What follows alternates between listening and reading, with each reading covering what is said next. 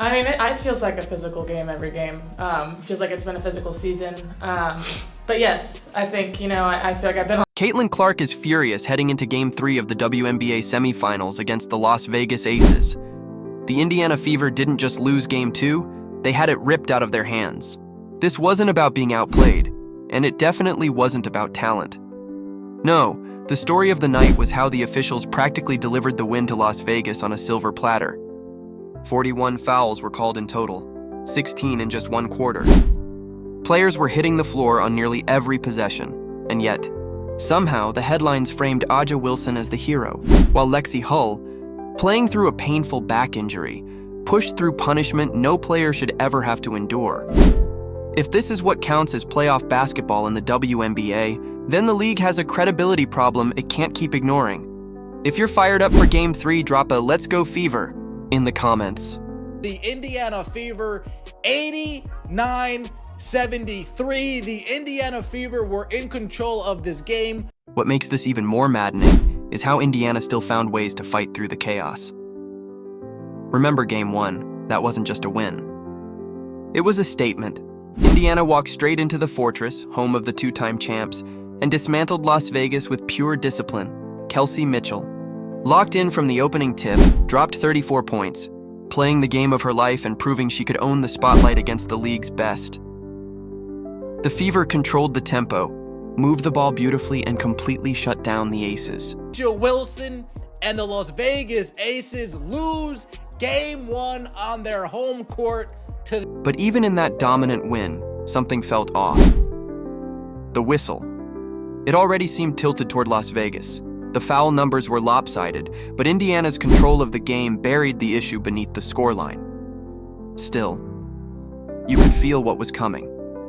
Were you able to find any flow, and when that was the case, what are you trying to do to jumpstart things, maybe on the defense? Well, it's hard. The Indiana Fever are now just one win away from their first finals appearance in 10 years. After a season filled with setbacks and a postseason defined by survival, they've turned every obstacle into fuel. Now, everything comes down to Tuesday night in Las Vegas. The question is simple. Can the team that everyone counted out walk into Vegas and make the defending champs pay on their home floor? Fans, this is your moment to rally. No matter what happens, the future of Fever basketball is bright. Caitlin Clark will be back. The core is building, and Indiana is writing a story that could define the next era of the franchise. Can be. Part of playoffs, I think, for everyone is it's the end of the season. Everyone's a little fatigued, everyone's a little sore. From the opening minutes, Las Vegas abandoned basketball for brute force. Forearms, shoulders, and collisions on nearly every possession. The referees let it all slide under the label of playoff physicality.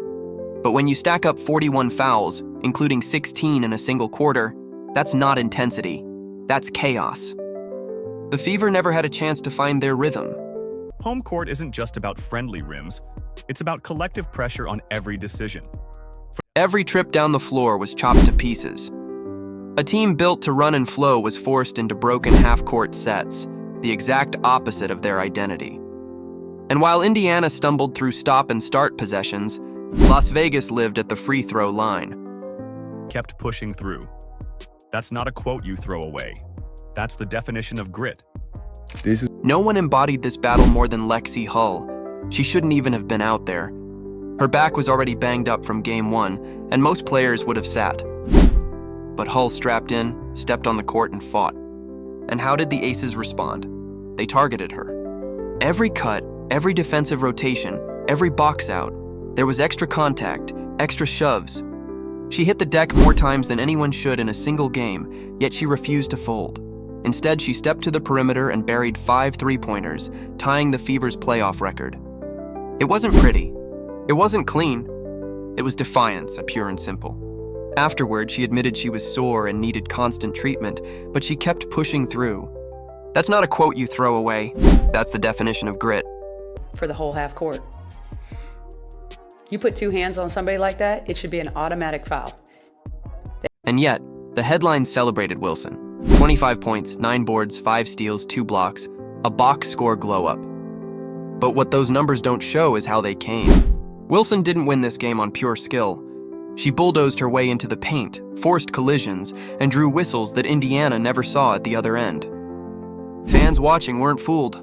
They saw exactly how tilted this game really was. Yeah, I think it's going to be great. Our fans, they show up and they show out, and so for us just, using that, our own energy, but also using the energy. Aaliyah Boston lived that tilt firsthand. 13 rebounds and 10 points look respectable on paper, but those numbers don't tell the story. Constant elbows, shoves, and no calls. Every rebound she pulled down was a war. Every shot attempt came with more body than ball. This is a third-year player being treated like a crash test dummy, and instead of breaking, she kept competing. Her stat line looked steady, but in reality, it was pure survival from start to finish. Crowd, I think it's going to be really great for us. That matters. Officiating bias thrives in silence. Odyssey Sims deserves credit too. She poured in 18 points, often while dribbling through double teams, absorbing hits, and trying to create something out of broken possessions. Every time she found a rhythm, the whistle blew to stop the play. Every time Indiana built momentum, a foul call reset the game. Sims' buckets weren't just points. They were acts of rebellion against a game that refused to let the Fever play free. Go, Salon Young. That home court advantage. Yeah, I think it's going to be great. Our fans, they show up and they show out. That's the tragedy of Game 2. The Fever didn't get beaten. They got dragged into a mud fight they never signed up for. Their resilience showed in Hull's shooting, Boston's rebounding, and Sims's drives, but every spark was smothered by whistles and Vegas's brute force. The Aces didn't expose Indiana's weaknesses. They leaned on foul-heavy chaos, and the referees backed them up. And here's the question everyone should be asking. If Vegas needed both the officials and dirty play to scrape out a win at home, what happens when the series shifts to Indiana?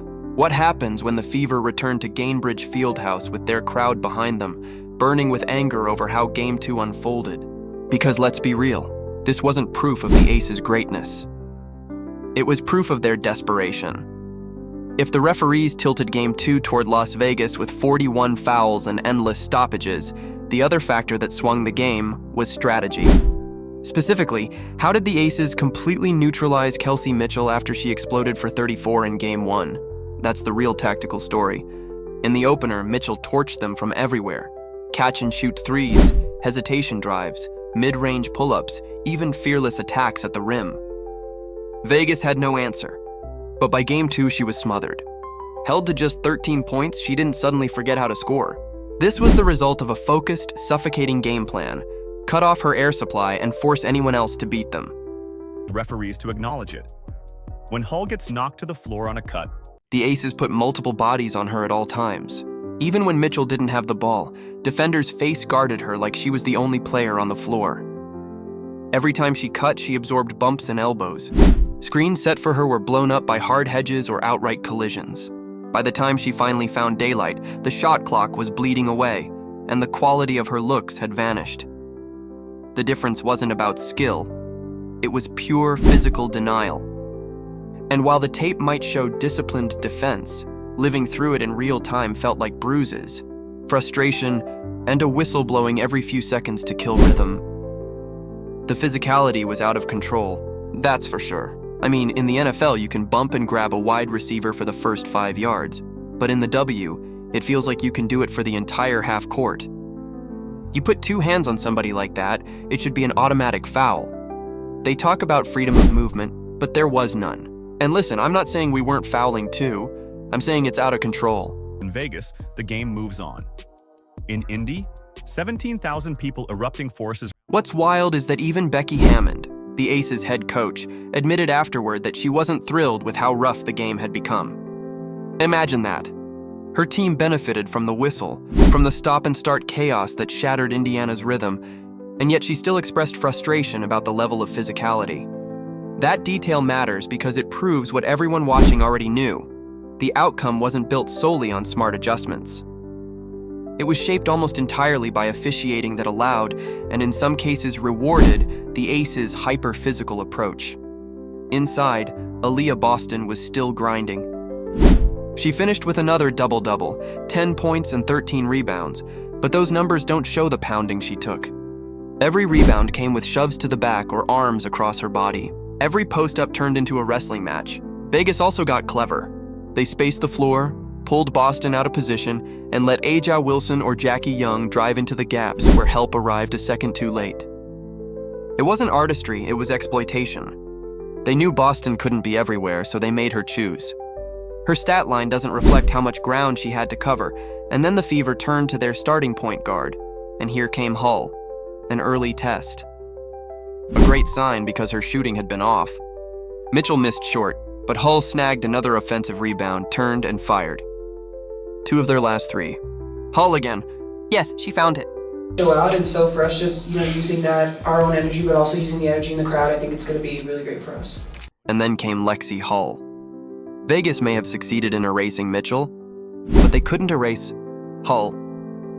This was a player who was questionable to even suit up after her back injury in Game 1. Yet she not only played, she tied a franchise playoff record with 5 3-pointers. Each shot was a dagger, a reminder that Indiana refused to fold no matter how ugly things got. Hull didn't just survive, she shifted momentum, forcing Vegas to respect her shooting, even as she winced with every fall to the hardwood. Your home court in Indianapolis, how much is that really going to make a difference in this series, and how much does it mean to you guys? So yes, the Aces executed their adjustments. They packed Mitchell in, forced the Fever into secondary options, and leaned heavily on whistles to bail them out. But now, the chessboard flips. The next 2 games aren't in Vegas, they're in Indianapolis, where 17,000 fans have been waiting to unleash the kind of energy that changes series. Here's the truth about Gainbridge Fieldhouse. It's not just a court, it's an amplifier. Every run feels bigger, every whistle gets magnified. Every defensive stand fuels a wave of noise that rattles even the most experienced teams. We've already seen opponents crumble late because the Fever crowd refuses to let up. There are no quiet moments in Indy, and while Las Vegas rode crowd energy to edge out Game 2, Indiana now walks into an environment where every call, every shove, every missed foul will be met with a roar too loud for the officials to ignore. To have that home court advantage. Yeah, I think it's going to be great. Our fans, they show up, and they What makes this? Let's not forget how dangerous the Fever have been at home all season. Double-digit deficits erased. Opponents stunned by relentless second-half surges. A fan base that doesn't just cheer, they sustain. And now, those same fans are furious about how Game 2 unfolded. They're ready to turn Gainbridge Fieldhouse into something louder than an arena, a tidal wave. Even Becky Hammond admitted, "Our experience there has not been great this season." That's as close as a coach gets to admitting Gainbridge is a problem. That's why these next 2 games aren't just a continuation of the series, they're a referendum. Can the Fever take every foul, every bruise, every no-call and turn it into power? Can they feed off the injustice of Game 2 and flip it into fuel for a knockout punch in Indy? All signs point to yes. Hull already set the tone by refusing to quit. Boston's composure under fire is unshakable. And Mitchell, silenced once, is too proud. Too skilled and too relentless to stay quiet again. Add Caitlin Clark's leadership from the sidelines, rallying her teammates with every possession. And you've got the makings of a hostile takeover back home, so while Vegas may have celebrated their Game 2 adjustments, the reality is simple. Indiana didn't break. They absorbed. They learned.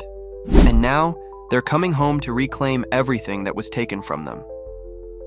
Game 3 at Gainbridge isn't just another stop. It's the pivot point.